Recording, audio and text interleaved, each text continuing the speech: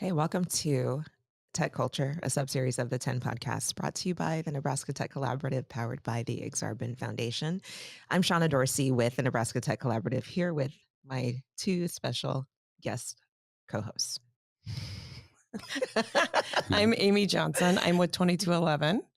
And I'm Blake Hogeveen with BetterCulture, and we work with 2211. Pleased to have them on our team. Yeah, awesome. So like 10 minutes max, we're talking about the the 20 tenets of culture. Correct. And today we are on Tenet 5. Yes. And tell us what that is. Go ahead, Blake. So tenet number 5 focuses on being welcoming. Okay. So this is all about what welcoming is. Pretty simple, Mm-hmm. but I think it's interesting. If you look at a lot of survey data for companies, a lot of employees don't think that their company or their team is the most welcoming place. Hmm. So we think it's a great topic to encourage teams to talk about and think about what can individuals do to create a more welcoming, more inclusive environment within their organization. That's so important for a variety of ways. Okay. So in the survey data, when someone says a company is not welcoming, what do they mean by that? I think it could be a lot of different things Mm-hmm. for employees. There was an interesting study as a lot of companies started to look into ideas to become more inclusive, have more diversity, more levels of equity, the DE&I focus. McKinsey came out with a big study saying the number one factor in terms of creating inclusion within companies happens at the team level. Mm. And I'd never heard that before, but thinking about it, you walk into a medium to large size organization, you feel welcome if the individuals on your team welcome you into the group and really get to know you for who you are and give you a chance to get to know your colleagues as really who they are as people rather than just what their role is inside the company, what the job description is. And I think that's the huge breakthrough for companies and in terms of creating a welcoming environment happens when people really build real relationships. I'm guessing both of you have examples in your careers where you felt like it was a more welcoming place when you really had deep relationships with your colleagues. Yes, I would love to hear your thoughts, especially from building a company Yeah. and how that.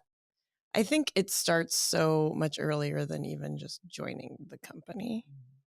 So prior to starting LifeLoop, one of my jobs was an HR recruiter. I think it's in that process early on. I mean, it's from the application to the interviews to all of that is setting that expectation for what that company feels like to be a part of. And I Mhm. think that's where a lot of people kind of, have a little hiccup because it's very much you're just trying to get something done.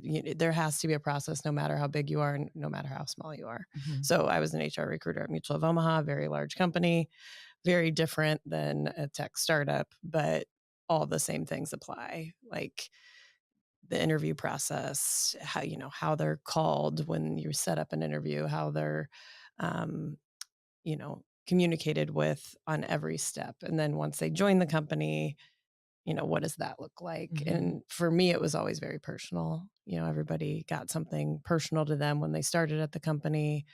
And ideally, you have them meet peers in the interview process as well. The more that you can engage other team members to make that person feel part of the team early on, the better. And that's usually not going to be from the executive team. That's part of it, but it's really the people they're going to work with every day. How do they feel that first week? And then making sure that that thread goes through not just that first week is very critical. And it's the leadership's job to make sure that that person, throughout that first 6 months has a very solid onboarding. I think onboarding, a lot of people are like, okay, first day, great, awesome, good luck. And it's not. It's very much different touch points from the whole team, but it starts before they even join the team. I think that's my biggest thing that I learned from my HR days was, getting that right was really important. This is interesting. I'm thinking too about so depending on the company size, if you have a really small team, so let's say a team of like you've got a manager, they might have one or two direct Right. reports. That's maybe a little bit more challenging if you've got a busy manager who's not able to do a lot of what we're talking about. So what are some ideas, thoughts you have for that sort of setting, asking selfishly? I think it's a big challenge, Hmm. Shauna. Our team at Better Culture is fairly small. You know, we've grown from 4 people to 6 people over the last 6 months, Hmm. and I've realized that just it's tough to recruit, onboard, and support new people when you're a small team because you're trying to do everything that you were trying to do, and you're trying to welcome new people into the team. Um, I think small things really matter.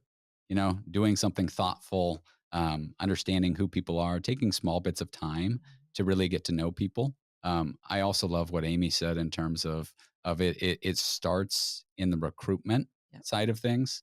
A recruiter at a company recently said a line that I love.